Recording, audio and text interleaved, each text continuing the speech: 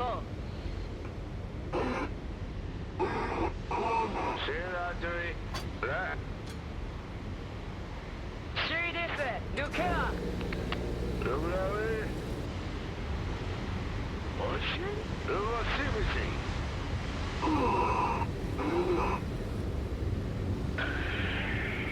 マジス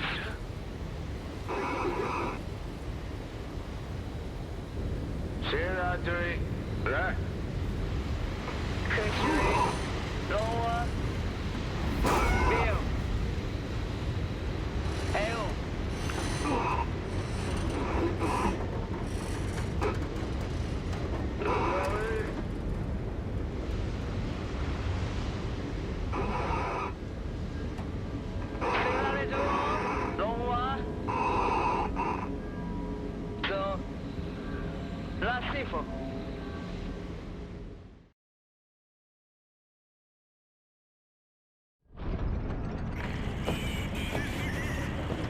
Nice, we just got cold open. Hey everyone, how's it going? Welcome to this quick look at Gravity Rush 2. The first Gravity Rush came out on the Vita. A port eventually found its way to the PS4, but Gravity Rush 2 here was developed entirely for the PS4. And it is a beautiful, cel-shaded action-adventure game focused on manipulating gravity to soar through the sky. But right now, this cold open, we have no powers. I'm guessing this is Cat inside this mining suit. I really love the way they render this atmosphere out. It looks like, if you just stand still, it looks like bokeh lighting.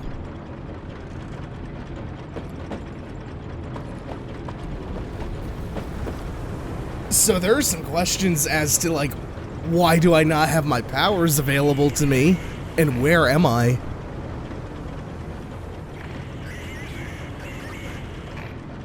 Wait, is this? No way, this is the ruins of Hexville. The town from the first game. Or it, wait, is it?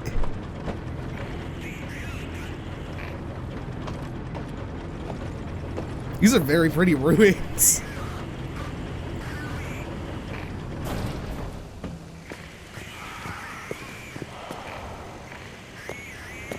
What, and we're just going into first person? This is a very different opening from what we got in the first game.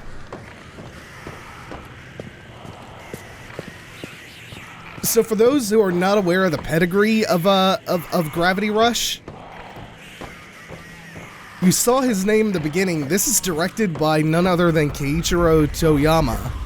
Toyama is a name that, especially if you follow this channel, you should be intimately familiar with because he is the writer and director of the original Silent Hill. He is the director of Forbidden Siren 2. He's the director of Siren Blood Curse. And he also directed the first game, the first Gravity Rush, which I cannot recommend highly enough. Holy shit, this is really pretty. This swirl of, like, almost Aurora Borealis-esque colors. That's what I was saying before, they make for some really pretty ruins just by virtue of the lighting around here.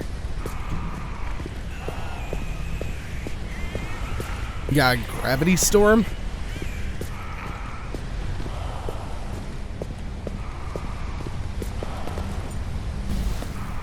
They had some obvious hardware limits with how the game could look, given that the first game was on Vita, even though they eventually did port the HD version to PS4.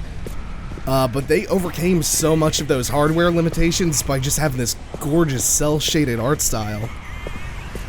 But you can really see, like, the amount of work they were able to put in just by having better hardware available from the get-go.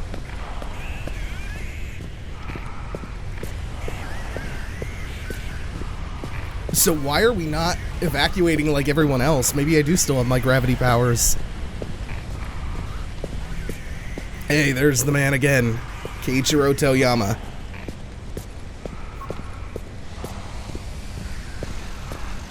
Yeah, I thought at first this might be the town from the first game, but starting to think maybe not.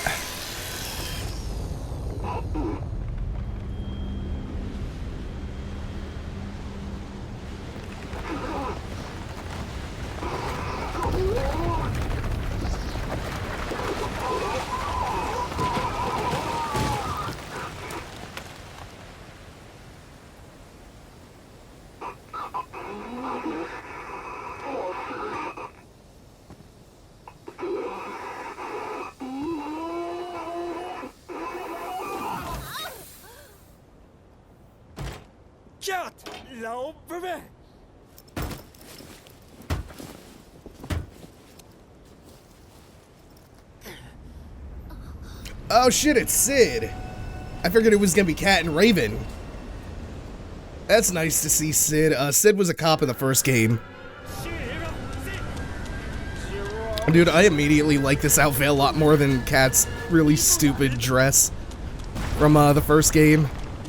I don't think I'm gonna keep this for long, but still.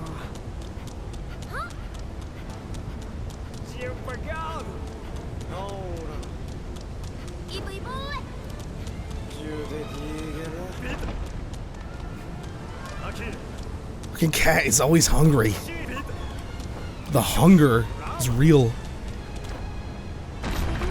So I've totally lost my powers, otherwise I would just be out of here. And that's what the suits seem to be all about. They were like gravity suits. Oh, that's right, I haven't seen Dusty, the cat. Dusty, my Mr. Midnight. Dusty is the cat from the first game that appears to be the source of Cat's powers. He has this great, like, cosmic motif going on. Instead of just being a regular black cat, his body is this swirling cosmos.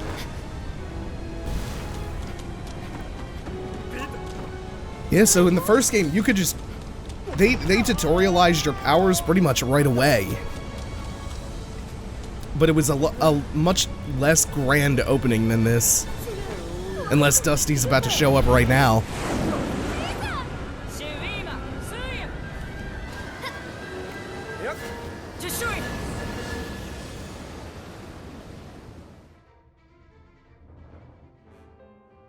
Yeah, and this is the main presentation of cutscenes is through this comic book style. You can check the grav levels. 2 lost grav suits, our rules demand we always repay our debts. Sorry, doesn't cover our losses. It's such a Japanese thing.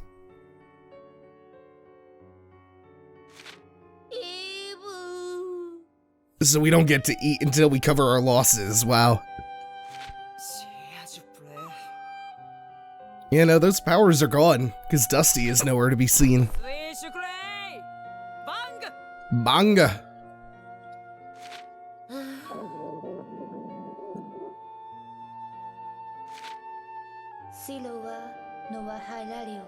Okay, so they're kind of recapping the end of the first game. Or like the interstitial events. How we got here. We were with the boat people. The city stolen by the storm. And there's Raven to the right. And Dusty.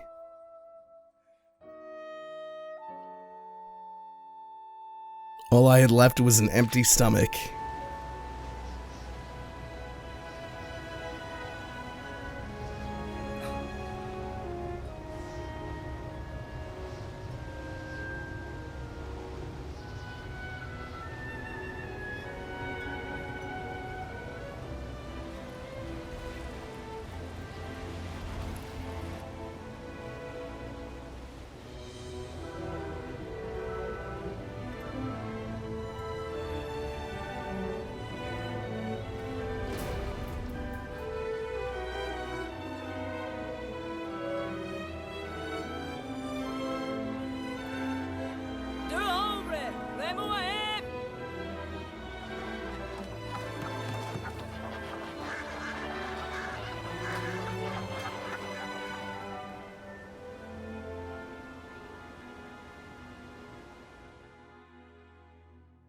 Oh shit.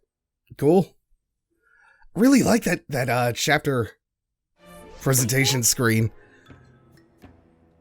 Also a big fan of these character designs, like oh shit, what was it? Lisa here. I think Lisa looks awesome. This is a lot more of a compelling opening than the one to Gravity Rush 1. Gravity Rush 1 starts a little bit slow and then ramps up and eventually becomes really compelling. This is piquing my curiosity more right off the bat, but I just want to use my powers. So I think for the purposes of this quick look, we might skip ahead probably, I'm gonna guess like 20 minutes to where we finally get our powers back and we can start playing around with those, because that's the really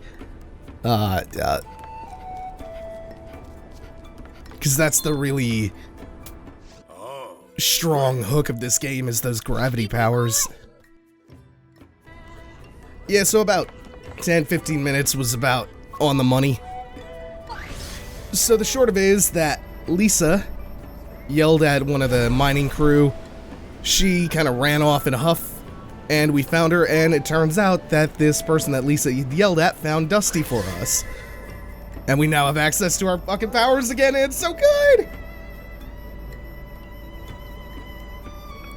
There are a lot of, little rough edges that have been smoothed out with the way this controls. You still have the gyro control with the DS4, but it feels a lot less sensitive now. So you don't have to rely on it quite as much. Or you don't have to I would say play around it if you don't want to use it. I found it to be really sensitive in Gravity Rush 1. So now we're looking for whoever called out to us. This is super fucking dope. Once you get used to like the stop and start of it, you get the sensation of just being able to freely fly through the air, and it's fantastic. It's one of the best, almost like super heroic versions of flight that I have experienced in a game.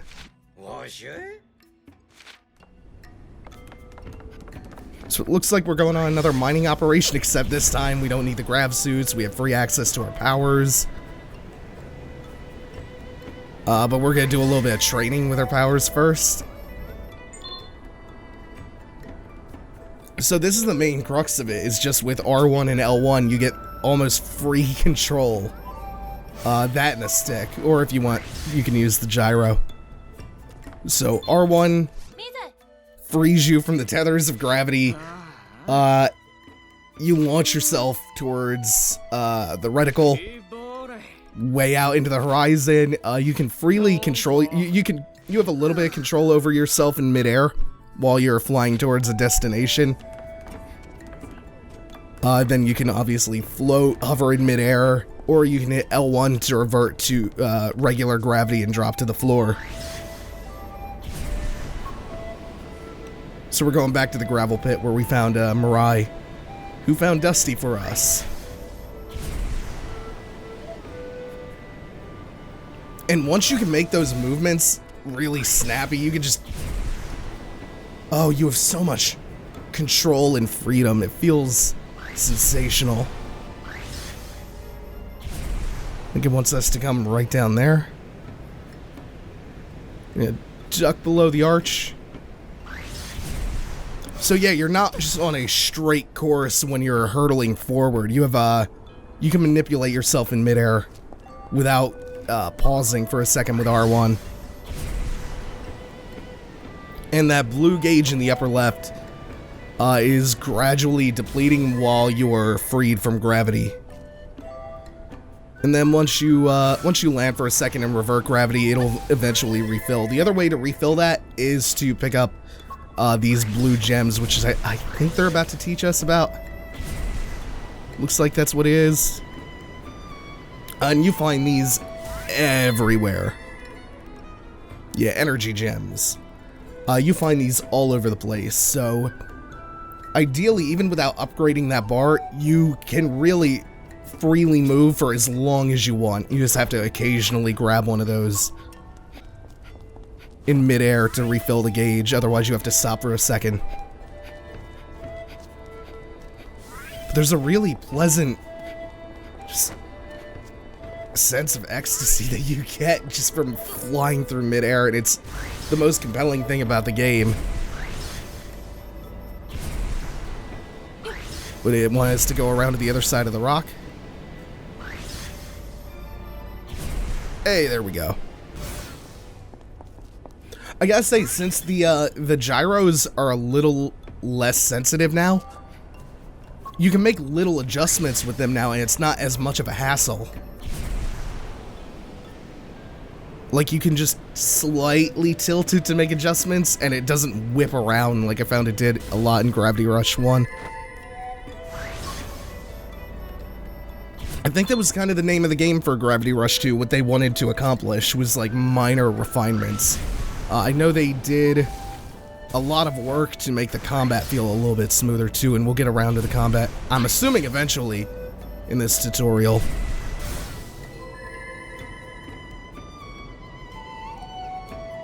So yeah, we seem to have full control over our powers once again. They give you a trail of energy gems to get you back to the settlement. Easy, no hassle. Just gotta really grab a few. We should be fine to make it back. You could just camera angle while shifting gravity. Okay, yeah, that's fine. It's a little bit about the gyroscope and the DS4. So I think we have... I almost called him Mr. Midnight after the cat and Frambow. Dusty. I love the way Dusty is designed. But there's one more thing that I think that we should probably show off before we end this quick look, just to get a flavor of all the different elements of the game, and that would be combat. So I'm gonna skip ahead one more time. So they kind of tutorialized the combat for me a little bit through the mining operation, where we're just using our basic attack to mine ore from those green orbs we saw before. And now a couple of Nevi, the enemies from the first game, have shown up back on the island with all the miners who don't have super cool gravity powers. I think they're calling them scarabs now. So this is super simple. We have light attack strings while on the ground. We want to aim at the bright pink cores of the Nevi. But where really I find this gets really interesting is the mid-air combat afforded to you by the fact that you aren't constricted by gravity. So you get things like the gravity kick in mid-air, which is like this homing dive kick. The regular attack string on the ground doesn't feel great. It feels a little bit better than it did in the first game, but it's still not like the bread and butter. We have... Oh, stasis fields play a little bit of a bigger role in the combat now. I still just find this, the gravity kick, so goddamn satisfying. Let's mess with the stasis field a little bit after I clear out a little more. Okay, yeah, they made this a lot more useful. It just creates debris around you, like it lifts debris off the ground that you can launch now. You don't really have to be near any doodads.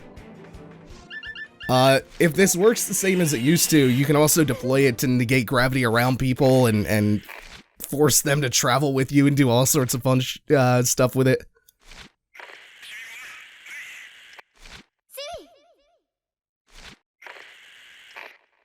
So I guess we're off to look for Masai. But I think that about covers what Gravity Rush 2 is all about. And I'm eager to get more into this, because I really enjoyed the first game, and it feels like they've made a lot of minor but very noticeable refinements to the formula for this one. So that's gonna do it for now. Thanks for watching, everyone. Take it easy. Have a good one.